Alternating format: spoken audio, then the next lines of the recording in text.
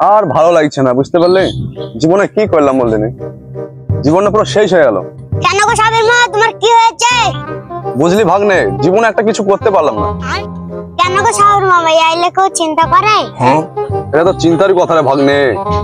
যাক ওসব বাদ দে, কামলা দোকান থেকে চা খেয়ে এসেছি, চ।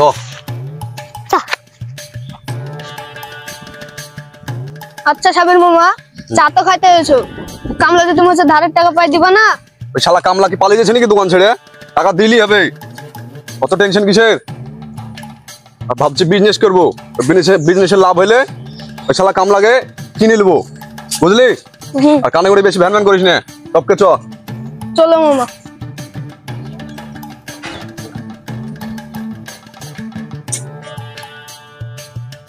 আরে ওই কামলা, চারটে কড়া করে চা দে তো গামলায়। लेकिन एक सेकंड। আরে ওই কামলা, তুই কি দেখাচ্ছিস আমার ওইটা? মামা মামা, ধারে চা বন্ধ। আরে কামলা, আপনার ধারে চা বন্ধ, আমি ধার দিতে পারছি না। ধার দিতে আমার একবার দোকান উঠে গেছে, আবার লোন দিয়ে দোকান করেছি।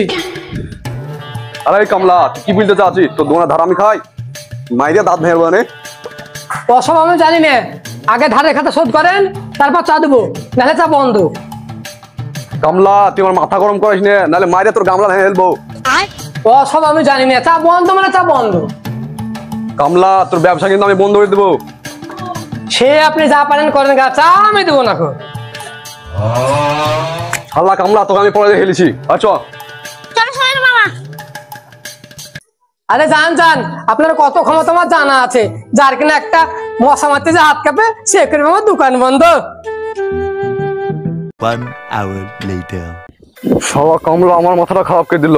শালা কামলা আমাকে চা দিল না, আর দোকান কি করে তুই যাই শুধু দেখবি। কি করি কি করি, কি করা যায় করা যায়।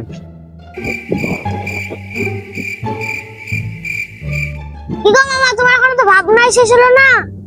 ভাবছি রে ভাগ্নে, ভাবছি ওই কামলার দোকান কি করে তোলা যায় ওরই ভাবছি। একটা বুদ্ধি পেয়েছি। কি বুদ্ধি পেয়েছো গো মামা? শুন তাহলে।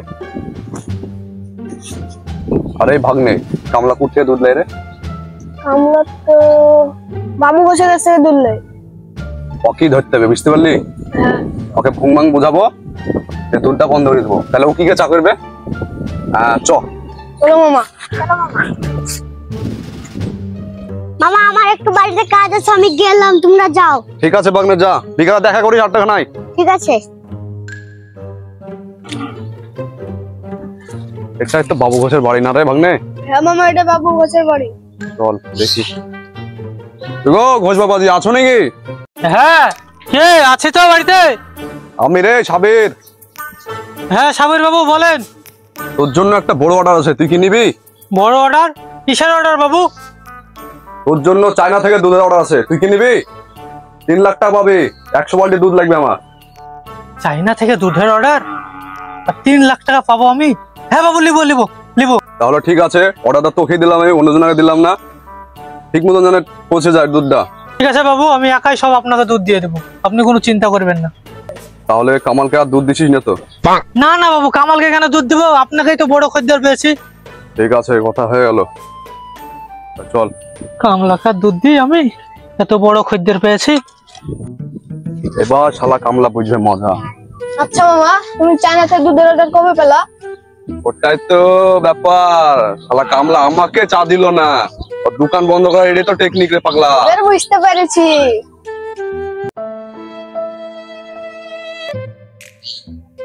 রে কামাল, মন খারাপ করে, একটা চা দে। চাল পাবেন না বাবু, আজ 2 দিন থেকে দুধ নাই, জানেন কি আর করবো। কত কষ্ট করে চায়ের দোকানটা করেছিলাম, চায়ের দোকানটা মনে হয় আমাকে এবারে বন্ধ করে দিতে হবে। আমার আর মনে হয় ব্যবসা করে খাওয়া হবে না।